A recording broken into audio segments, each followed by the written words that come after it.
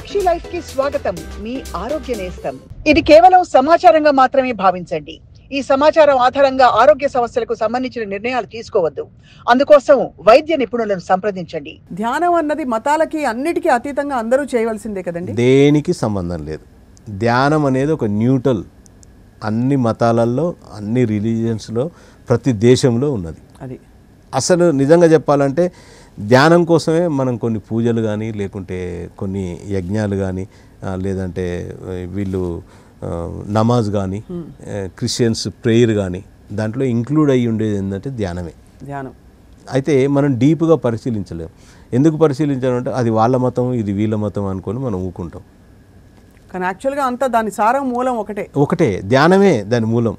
మీరు ప్రేయర్ చేస్తుంటారు చర్చిలో, ఏం చేస్తారు? తల మీద ఒక గుడ్డేసి కాసేపు ప్రశాంతంగా ఉండని అవతల వైపు వ్యక్తి ఏదో వచనాలు చెప్తుంటారు.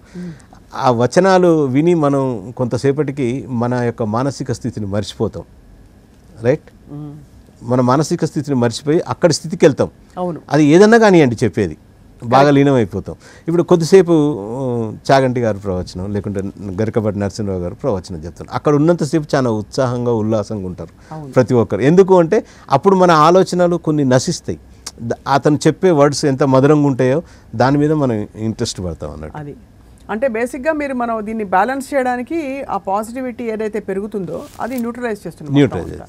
అండ్ ఆ స్థితి ద్వారా అంటే అది ఏ పరిధిలో ఎవరు ఎలా చేసుకున్నా పర్లేదు, కానీ మనం మన శారీరక ఆ సమస్యలని నివారించవచ్చు అని చెప్తున్నారు. ఎందుకంటే అక్కడి నుంచే మొదలవుతుంది స్థితి, మానసిక స్థితి సరిగా లేక వాళ్ళ స్థాయిని బట్టి వాళ్ళు ఏ స్థాయిలో ధ్యానం చేసుకుంటారు అన్నది వాళ్ళు చూసుకోవాలి. ఎందుకంటే ఒక పల్లెటూరులో ఉండేవాడికి చిన్న జబ్బు వస్తే ఆర్ఎంపీ డాక్టర్ దగ్గరికి వెళ్తారు. అక్కడ తగ్గకపోతే ఇంకాస్త పెద్ద హాస్పిటల్కి వస్తాడు. అక్కడ తగ్గకపోతే ఇంకాస్త పెద్ద హాస్పిటల్కి, తర్వాత సూపర్ స్పెషాలిటీ హాస్పిటల్. ఇది కూడా అంతే. మనం అక్కడ ధ్యానం అంటూ మొదలు పెడితే ఒక స్థాయి నుంచి ఒక స్థాయికి, ఒక స్థాయి నుంచి ఒక స్థాయికి ఎదుక్కుంటూ వస్తాం. ఇది కేవలం సమాచారంగా మాత్రమే భావించండి. ఈ సమాచారం ఆధారంగా ఆరోగ్య సమస్యలకు సంబంధించిన నిర్ణయాలు తీసుకోవద్దు. అందుకోసం వైద్య నిపుణులను సంప్రదించండి.